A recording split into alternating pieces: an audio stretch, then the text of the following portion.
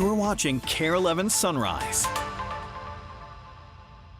Regis. Welcome in, everyone. Time now 6 o'clock here on this Friday morning. Jason Hackett and Alicia Lewis here with you. This has been a weird week because you have a holiday of kind of smack dab in the middle of it, and you I've have only work worked off. 2 days. Yeah. Sorry about that. Welcome back, by the way. Good to be back. A lot of folks back to work today. More folks back to work. I know Monday, Ben. And the forecast for next week, I'm kind of previewing what you've been showing us.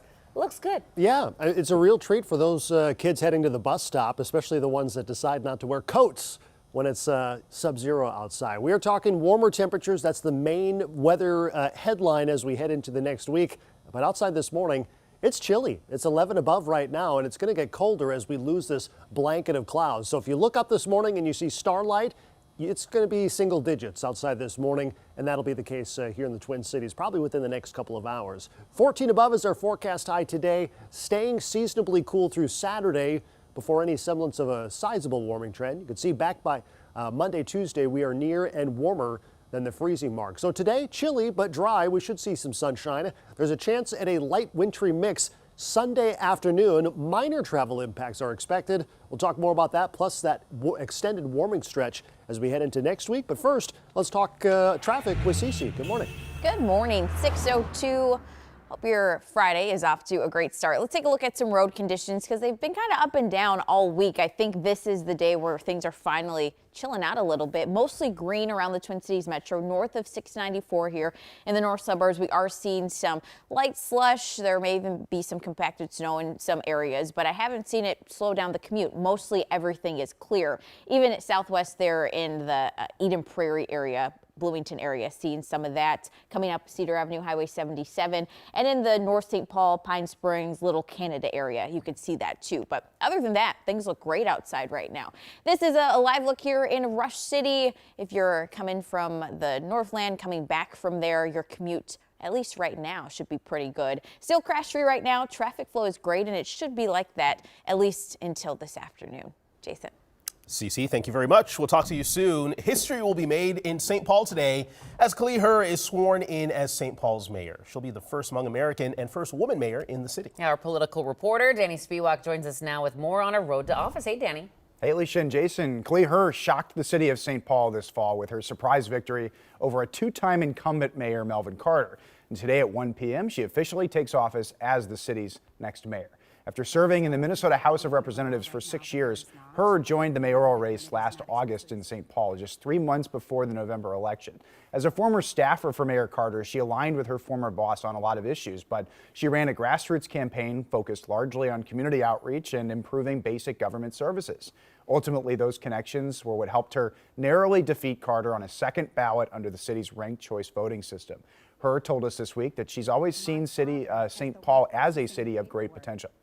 There's been really good progress that has been made, whether it is looking at, public safety and the decrease in violent crime or some of the development that is restarting. But truthfully, there's still much, much more work we have to do around all of this. Herr's inauguration will take place this afternoon at St. Catherine University inside O'Shaughnessy Auditorium. And this morning, Melvin Carter is saying thank you to the city that he helped lead for 8 years. And I'm thankful that you invited me to lead this city, not just for you, but with you. If you support our next mayor with the same energy, strength, spirit of teamwork, and candor that you've supported this one, our beautiful city is poised for an incredible future. I love it. Very gracious message there from Mayor Carter. It's tough to take down a two-time incumbent mayor. I mean, what set her apart in this race? It was really, I think, the local issues. I think talking to people where they're at, and she's not a huge critic of Mayor Carter. It's not like she was, she worked for him, so she's not against what he did in the city, but I think she wanted to get back to the basics. That was really her message, and it really resonated in St. Paul. Yeah, certainly It'll be interesting to see what Mayor Carter, former Mayor Carter now, does next with his life. For sure. I'm sure he'll have a lot of opportunities. He's so well known in the city and in the Twin Cities, so I'm sure he'll be doing great, doing just fine. Yeah, no doubt about that. Thank you. Well, this morning, Anoka Hennepin educators and district leaders have another chance to avoid a strike in the state's largest school district. They're meeting at the table for a second mediation session this week. Union leaders say the district's latest proposal, quote, moved negotiations backward and included less employer support for health insurance. Now, if they can't come to an agreement, more than 3,000 teachers could walk off the job next Thursday. The district's still working on plans for students if that happens. Time now 6:05, we have a crime alert for people in Burnsville this morning. Police are increasing patrols after a woman reported being assaulted on a park trail. This happened just after 8 yesterday morning in Crystal West Park off of 35W. Joe McCoy heard from police and neighbors on edge.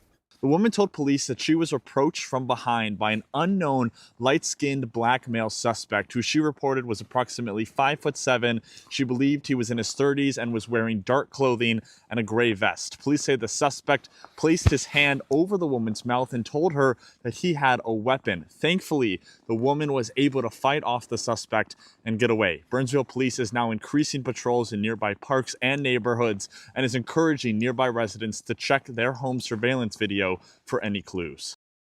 The suspect has not been identified. Burnsville police say this is very unusual for the area, but they recommend traveling in pairs or with a pet if you can. Carry a phone with you, and if something feels off, don't hesitate to call police.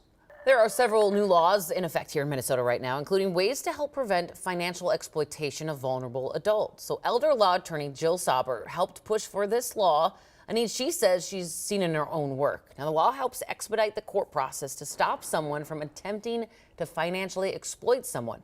Specifically, the law focuses on vulnerable adults that Sauber says is defined by state statutes as someone over 18 years old with mental or physical weakness. She says this law is an important tool able to step in and potentially stop that harm from happening. This is putting the power in the hands of the victim or trusted contacts that are close to them to help protect them. The court can order either an order for protection, injunctive relief, they can freeze assets. It's meant to stop the bleeding so we can get in right away. The forms for this are already up and available on the Minnesota Court System's website. Sauber says there's no filing fees for this petition, and we have more details posted about it and a rundown of all of the new laws on our website right now at KARE11.com. After taking a day off for New Year's, the World Juniors picks back up today with the quarterfinals.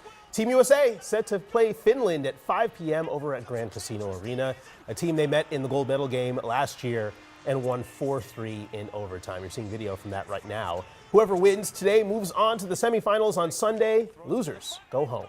So tickets are still available for tonight's game. At last check, the lowest prices we're seeing are around $40. Go Team USA. And happening this morning, speaking of Team USA, right after sunrise, the Today Show will reveal the men's and women's Olympic hockey team rosters, as well as the Paralympic sled roster. New Wild defenseman Quinn Hughes of the Minnesota Wild is already on the roster. Nice. I got that from Morgan. I stole that one. Matt Boldy and Brock Faber are vying for spots. Plenty of Minnesotans are expected to make the women's team as well. And, of course, whoever makes the team, Alicia will be right there in the middle of all the action, probably on the ice as well. Yeah. Covering them live from Milan. She's also going to make the roster. That's going to be a big surprise this morning. That's coming up here in a few weeks. I'm goalie. Good luck with that. I'm just saying it. I'm just throwing it out there. I hope you have the leg strength for that. Well, hey, going into the new year, two Minnesotans started out with the resolution to get rich, and they did it in day one. These are the winning numbers of Minnesota's Millionaire Raffle. Look at their screen. If you bought one of these, go find your raffle ticket in your purse or your wallet or your pocket. Take a look at the screen because there's still a claim this morning. One of those tickets was sold at International Falls, the other at a holiday just in Coon Rapids, not far from here. So if you got a ticket but didn't win one of the big jackpots, still check the numbers because the Minnesota Lottery says there's 20,000 winners for prizes up to $100,000, and you have a year to claim your prize. They sell these things in October, late October. I always miss it because it's just like out of sight, out of mind. I think around the holidays is when they pull, like we just found out. Even though we're usually talking about it on air, hey, tickets go on sale today, buy your tickets. And then we're like, oh, we're going to buy our tickets, and we never buy our tickets. Because the odds are, I mean, it's just Minnesota, so it's a smaller pool. They only sell so many. And even if you don't get the million, I mean, 100,000 right now would still be great. 50,000. 5,000 would still be great. I'll take $5. $5. Sold. John. Here you go. Really? Yeah, hold on. I got to. But he's so. Oh wait, there's $1. Oh, there's $5. There you go. I'm keeping this. You better give it back. This is just for TV. Please give it back. No, it's not. Thank you. Merry Christmas. Happy New Year.